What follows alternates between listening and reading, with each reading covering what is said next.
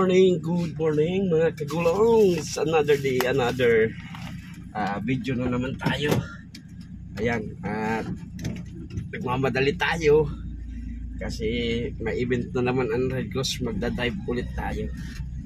Ayan, at bago magsimula ang ating vlog sa araw na ito, maraming salamat sa mga sumusuporta, lalong-lalo na sa mga subscribers, OFW, sa mga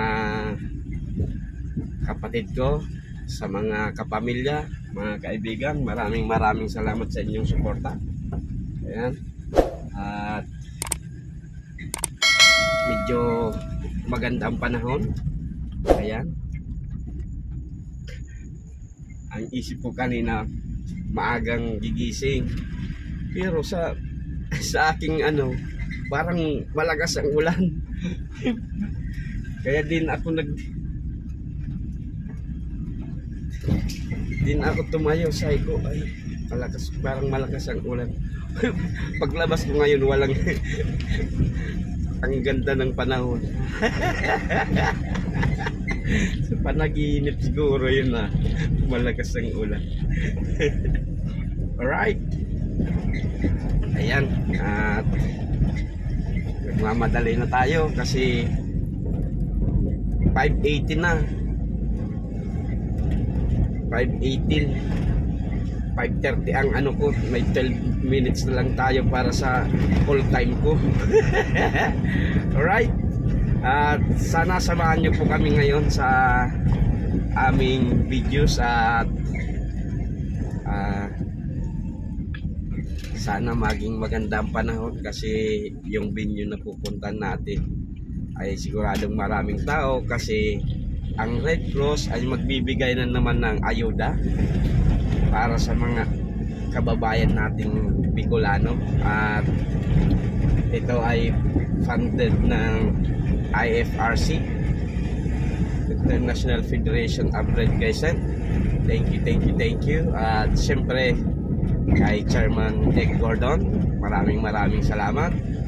Kay Secgen Dr. Gwendolyn Fang, thank you. Siyempre sa Camarines-Sur chapter, headed by our chapter administrator Maria Fee, thank you. Kay Sir Bry, thank you. At sa lahat ng mga volunteers, maraming salamat, dahil malaking part kayo ng Philippine Red Cross kung paano maibigay ng tama sa ating kapwa yung ayuda. Kasi ang pag house to house lang para makita kung talagang vulnerable family sila, mahirap. Kasi minsan may nilalakad na halos 2 hours papunta sa isang bahay. Nasa medyo liblib na lugar na kasi kami, medyo mahirap. Kaya grabe din ang pagod ng mga volunteers from Red Cross. Pero pag ganun pa man ay masaya silang gumagawa ng trabaho nila ng maayos. Ayan, thank you sa lahat ng mga Red Cross volunteers. Alright, see you in the next love camera mga kagulong. Alright, back to camera roll ulit tayo. At andito na tayo sa Philippine Red Cross Camarines-Sur chapter, at nagmi-meeting lang yung mga volunteers and staff and mga national staff din nandito na. At ayan, kung nakikita nyo sa background natin, may mga naglilinis sa kalsada kasi yung truck nila dumaan. Ang daming mga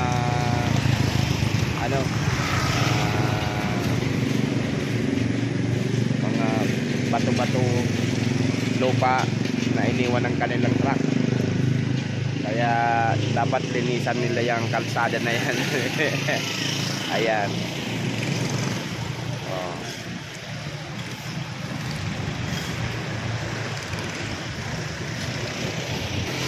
Kaya yan ay dapat maging ehemplo o ehemplo sa mga may-ari ng truck na dapat pag na tumatakbo na yung truck nila, walang tumatapo na lupa o mga bato-bato, buhangin, kalsada, kasi pwede yan maging cause ng aksidente. Ayan. Oh. Kaya dapat linisan nila yan. Alright. See you on the next Love Camera pag nandun na tayo sa hello. Alright.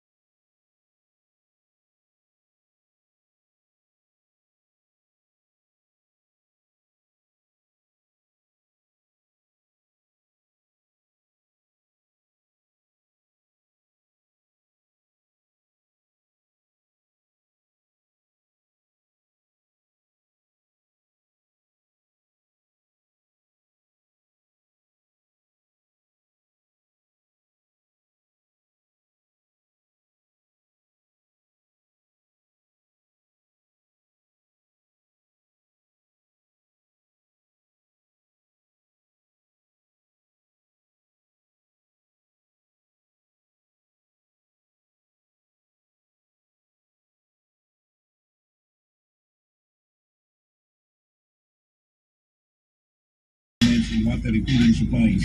For inquiry, magbisita ko sa Beach Avenue, Mayot Avenue, Quilagua City. Magapundang sa 881-857-0918-704-8257. Hanapin lang si Marie Arevalo Almanza. Siyempre, dapat pinis ko ang PGX mula po doon. Ganyan. Mula akin, sulat aircon kami. Mga dugang kuryente. Kaya araw niyo po mga dugang, iniin ganyan dito mo na mag-solar aircon na sa mga opisina. Mag-avail na po kami. Dito na tayo! Right! Alright, kararating lang natin dito sa venue. Morning. Ayan, nandito na rin yung mga beneficiary. Ayan. At bago sila magre-register muna sila dito. Konti lang ngayon ng ating volunteers, kaya magiging busy rin tayo, kaya baka di natin makapture lahat ng mga pangyayari. Alright, see you in the next roll of camera mga kagulong.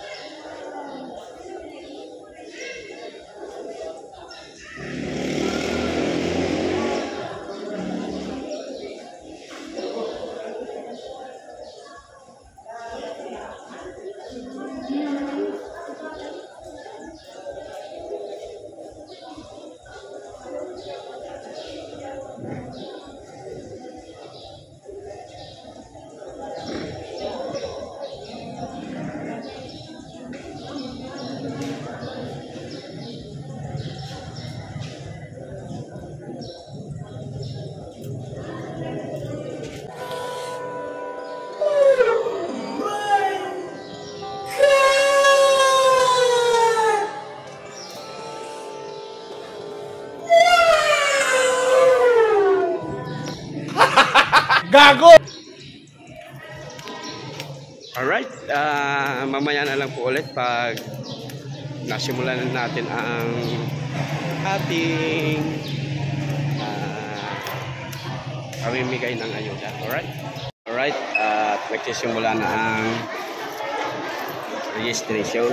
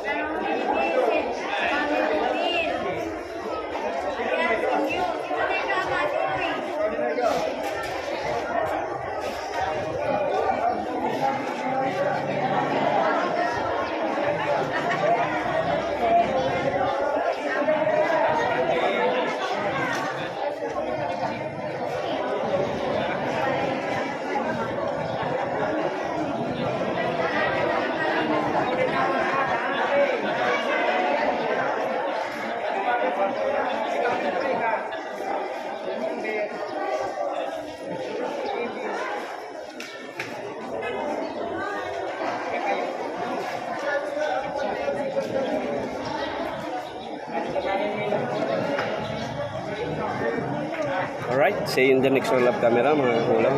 Alright, at dumating na yung tail post at sisimulan na natin ang pagbigay ng ayuda. Alright.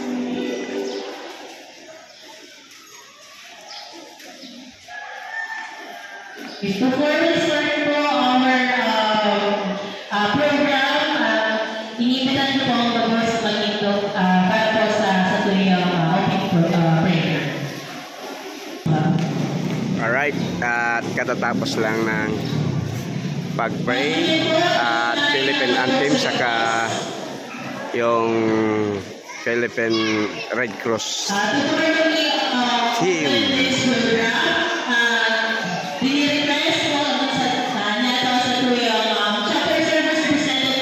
Right.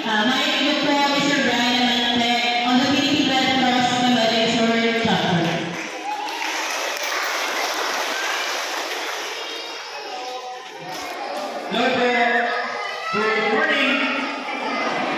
Musta po? Sa wakas, mawawala lang po na po. Okay. So, dati, araw ka pinag sinasabi, on behalf of our chapter mountain, bago po siguro punan ang gabos, hahatulog po ang operasyon ng gabos, na kita magpasalamat sa mga volunteer po ang Philippine Red Cross Camarines Chapter. Pasalamatan na po si Jenny Tawan na yung masigabot sa lapangan. Kami po kaya bilang CSR bilang regular staff, hindi po mga kaya ang trabaho, hindi po hanapon gano'n bilang beneficiary, hindi po kaya na hindi na copyright. So dahil po sa mga volunteer ka sa Camarines Chapter, nag-iwan na po aming kami. So, liwat, sa inyo pong operasyon, kami po nagpapasalamat sa inyong operasyon sa pagtutulog sa muya. So, ang hangin ito, kung ano po... Alright, so yung the next roll of camera mga kagulong. First branch, siguro, pipipira naman po, at kung sinabi po na kikitaman, na po sa baling alaga, ang po kaplanuan, kanto sintamo ako kunin dapat po mangyari. At po, pagkatao ka ng Red Cross, tapos na po ang obligasyon na. Ang obligasyon sinunod sa mamupuning padagos po programa itinaw ka ninyo, inapo ninyo. Ang upuan na dapat mangyari. Kung po, siguro, magpanalaman kita, kada Red Cross, ako po kinalaman dito na rin nato, ang upuan po ng Red Cross, si Senator Richard Gordon, saka si Victoria Wendy Pag, saka di po mga PE officer, magpasalamat ko ang ganda kasi ikaw ka rin yung sintamo. Alam mo, ako hindi ako yung paranagan na kung ito na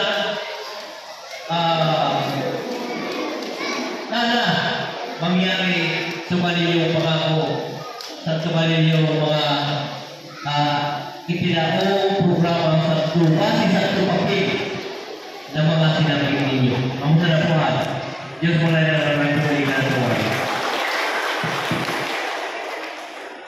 Salamat din po ka.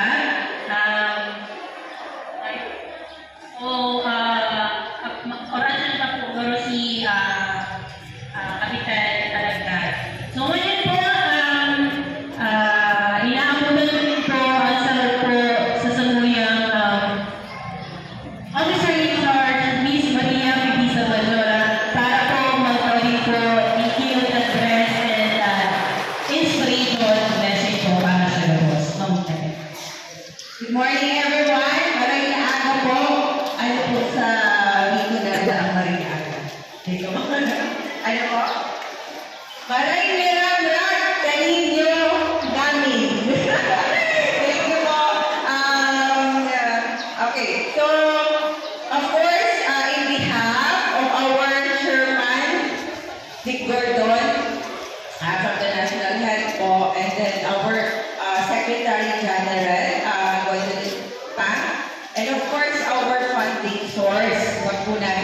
makalimutan yung IFRC.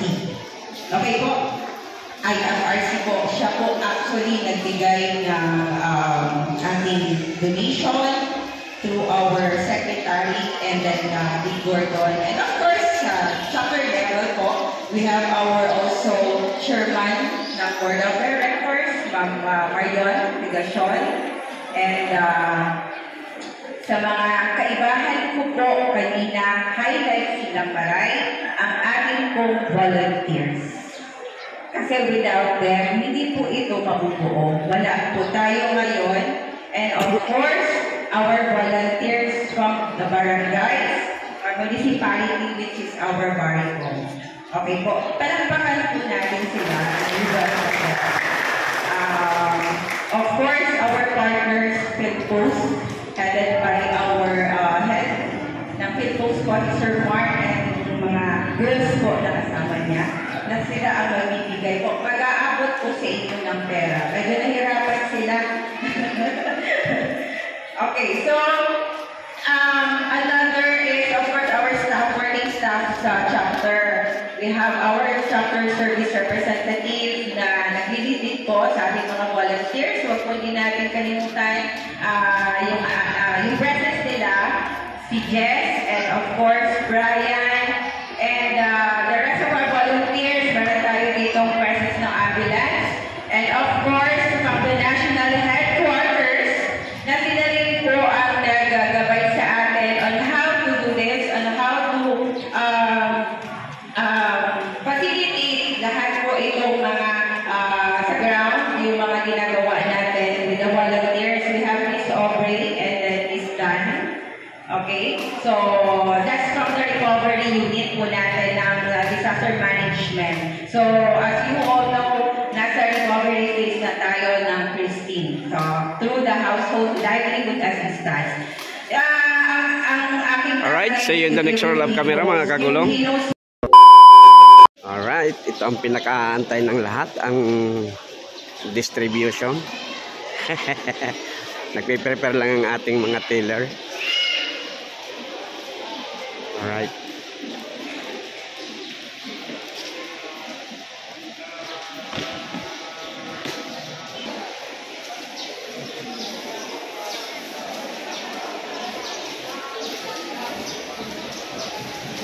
Ayan. At lahat pala yan na mga nanditong nakapula, pera na lang ng mga taga Red Cross, at ako ay makakakuha ng 6,000. Sana all. Alright.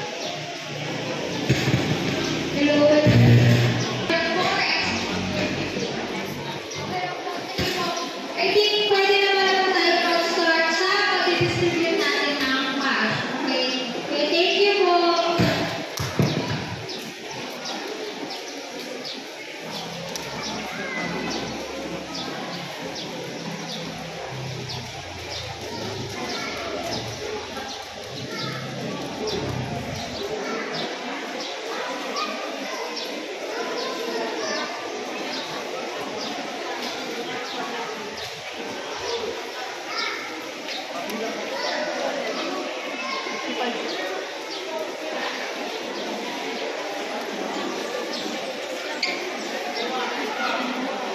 Nandun na, yung panmark.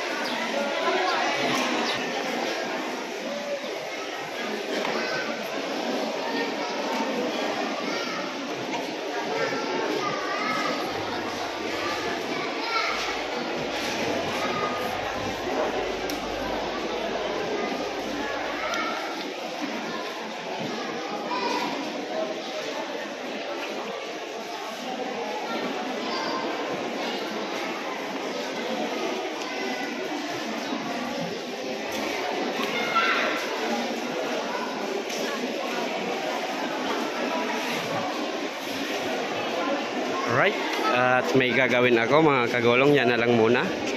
Nagkakabigayan na.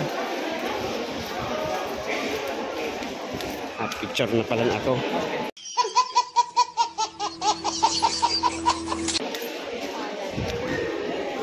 Tayo sa photo op kasi kailangan tong maipasa sa funding source sa mga nag-donate na natanggap ng mga tao yung kanilang ayuda para sa pangkabuhayan.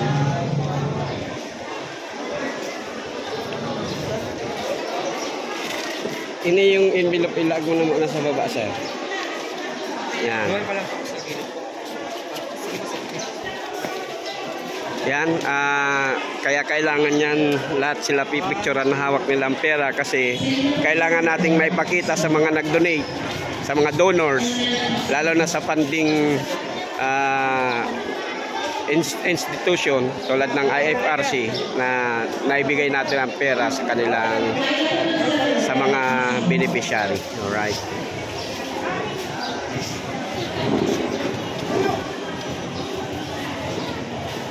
Sunod po, sunod. Sadiya po. Sadi po, Sadi.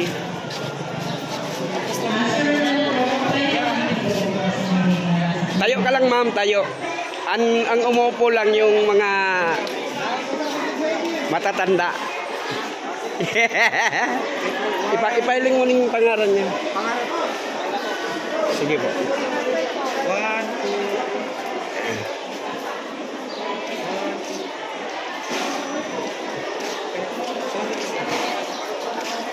Alright. See you on the next roll of camera, mga kagulong. Baka mga alas 12 nito tapos na tayo. Alright. Alright. Alright.